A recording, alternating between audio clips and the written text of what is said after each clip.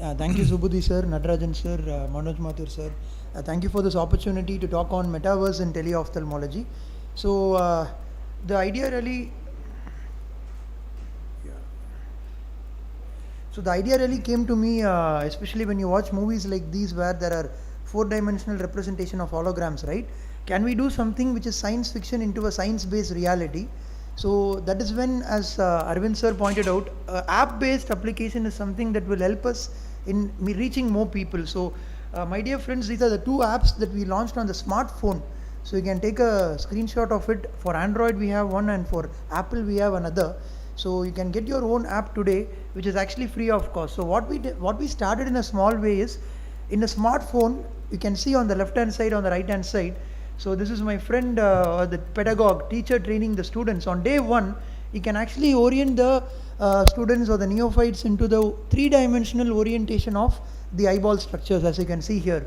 So this is something that will help in accelerated learning, as well as this is the idea that we got, and now we went into creating an EMR of this sort, which will help us in guiding teleophthalmology, where we are in a place where the eyeball or the case sheet is sent in 3 dimensions, right? So if once an imaging is done, our tool is a translational software. So the place where we are sitting, we can actually examine these structures as what they are in the 3rd dimension, rather than having a 2-dimensional imaging, which is sometimes not really going to help us, because eye by itself is a 3-dimensional organ. So when we started using it, it was for teaching. Like we started putting the real fundus, real gonio images, and now we are seeing the scope in teleophthalmology because of, as I told you, when you get the real structures as what they are, but the patient is away from you, but you end up examining the patient's case sheet in 3 dimensions or in 4 dimensions for that matter. So even if you have a good angle imaging, at least we can start off slowly by fundus photographs. Most of the hybrid vision centers or teleophthalmic units will have fundus photographs where you can have that installed, and our application helps us in generating the holograms, and we have color fundus, autofluorescence, infrared. You can see that this is a splinter hemorrhage of this particular patient where there is an autofluorescence. Then there is another RNFL defect in this patient where there is color fundus, autofluorescence. You can add more filters to it. That's the idea, and that's the advantage when you move into retinal examinations, right? Multimodal imaging, and this is published in the European journal March issue 2023 this year, where we validated this app and we also published it. And also you can see in the December 2022 issue in IJO, we had a publication of smart evolution of teleophthalmology. Again, this is something that we have cracked it in for teaching level. We are now working on the level where can we really subtract structures that we don't want to. You can see there are buttons like skull, meninges, brainstem. So this may even take its toll into neuro-ophthalmology as well. So once a complete imaging of the patient is done, so we will be the one who will be deciding which structures we don't want to see. Like we go ahead, subtract structures, and then you can see that we will be having the structures that we want to see of our choice. So that is something that we are adding on to a subtractive element where we will be the one who will be choosing what we have to. And then also the counseling benefits and simulations benefits as well. So I think more of these shifts are towards the artificial intelligence and augmented reality, where we can end up examining a patient. So this is a raw skeletal template of the same. This is me actually moving the phone towards the patient's pupil. So when you move it towards the patient's pupil, you actually end up going for a fundus examination. So we are working on models where the doctor is away, but he end up examining the patient's fundus in real time. This is just a prototype model, but I think we'll get there slow and steady, as you can see in this video. Again, for diagnostics, if you see, again, this is a 4-dimensional element that we have brought in very recently. We have cracked it. The goggles has been worn, and now he is actually moving the case sheets in his hand. So the case sheets are actually examined by touch. He is pointing out the splinter hemorrhage.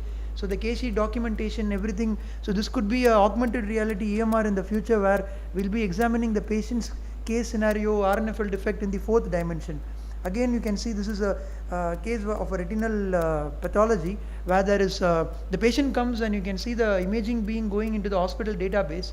Our software converts it within holograms in 60 seconds. Another additive feature of our software is you can extrapolate the OCT out of the fundus images.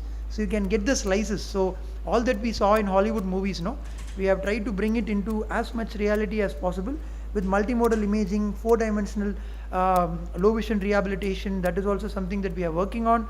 And neuro-ophthalmology also is something that we can explore in a much better way, where these are all gray areas of teleophthalmology rather. So these are something that it's all started towards it, and this journey is just an ongoing one. This is published in August 2022 in Indian Journal of Ophthalmology. So for me personally, COVID was the one which really made me into an Iron Man, I would say. When there was an crisis, that's when we went into opportunity.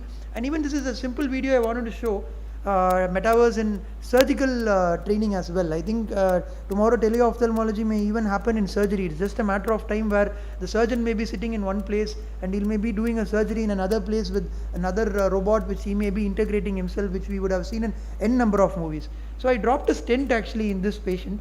So then I retrieved it. I was lucky enough, this was one of my early cases where I had minimal knowledge of the eye stent posterity or eye stent trabecular meshwork memory, and also lens well. The patient ended well. I placed both the stents, but that gave me an idea for surgical teleophthalmology as well.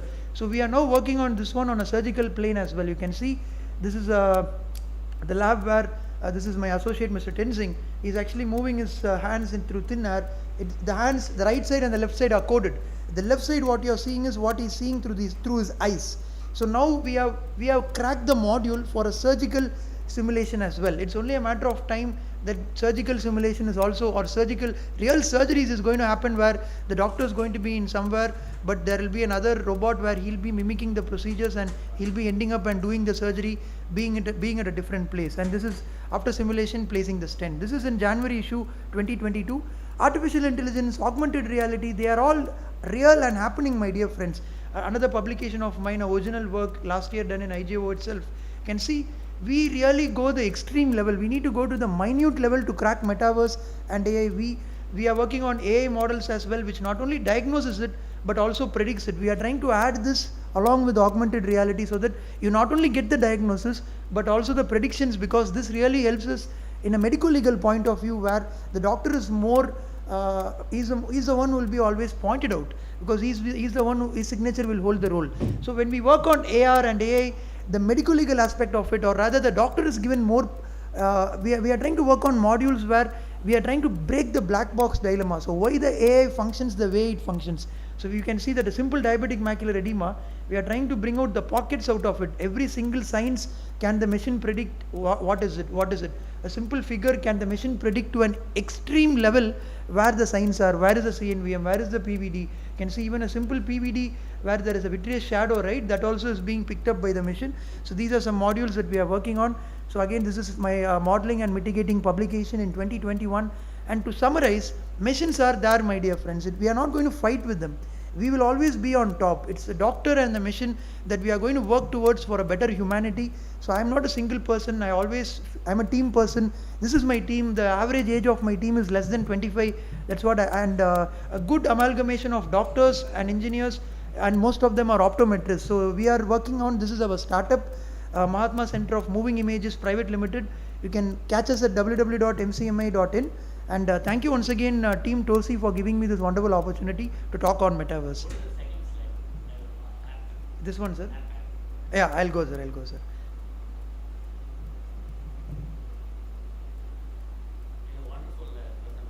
Thank you, sir. The 4D I have yet to show you, sir. Definitely, I have not brought the kit, but I'll show you the fourth dimension innovation where we are doing that one also, sir. So you can get Thank the you, QR. thank you, Dr. Prasanna, giving Thank a you. comprehensive picture of all new things developing Thank you, in sir. your factory, I would say. Really wonderful. We were looking forward to get similar and more opportunities for the TLC. Thank you, sir. So thank you all the viewers, all my panelists, all my chairpersons and the speakers for this wonderful session of teleophthalmology. And every year I thank AIOS, of course, as office bearer sitting with me. Sir, you thank